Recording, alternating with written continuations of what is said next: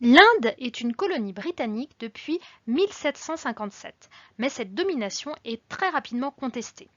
En 1885 est créée une organisation politique, le Congrès national indien, qui deviendra le Parti du Congrès.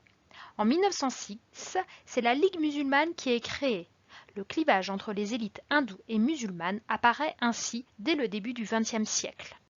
Après la Première Guerre mondiale, dès 1919, la contestation contre les Britanniques est menée par Gandhi, surnommé le Mahatma, c'est-à-dire la Grande Âme. Son action est non violente.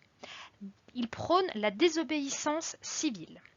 En 1942, il appelle les Britanniques à quitter l'Inde. C'est la résolution Quit India et appelle à la grève générale.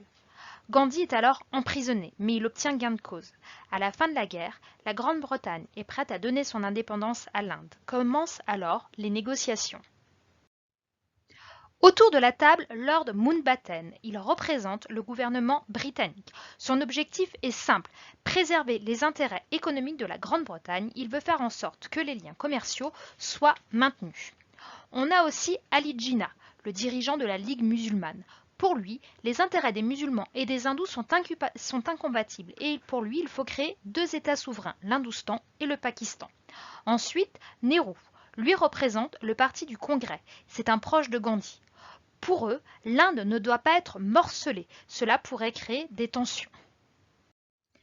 Alors que l'Inde est vue comme un exemple de décolonisation pacifique, les Indiens obtiennent en effet l'indépendance de la part des Britanniques sans se battre contre eux, il faut tout de même nuancer. Les négociations se déroulent sous fond de violence entre hindous et musulmans. Par exemple, la Grande Tuerie de Calcutta fera au moins 5000 morts en août 1946.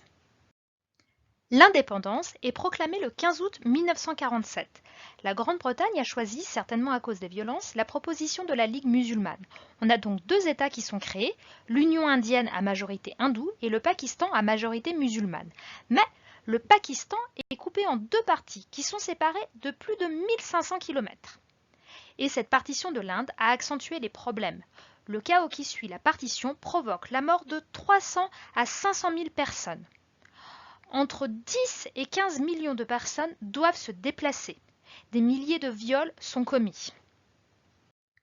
Et dès l'automne 1947, les relations sont plus que tendues entre les deux nouveaux États à propos du Cachemire. Le prince hindou de cette région a en effet opté pour l'Union indienne, mais la population de cette région est majoritairement musulmane. Le 30 janvier 1948, 6 mois après l'indépendance, le Mahatma Gandhi, qui essayait désespérément de calmer les tensions, est assassiné par un extrémiste hindou. Mais, malgré des débuts sanglants, l'Inde devient la plus grande démocratie du monde. Nehru a choisi de rester dans le Commonwealth, tout en faisant de l'Inde un des pays leaders dans les mouvements d'indépendance.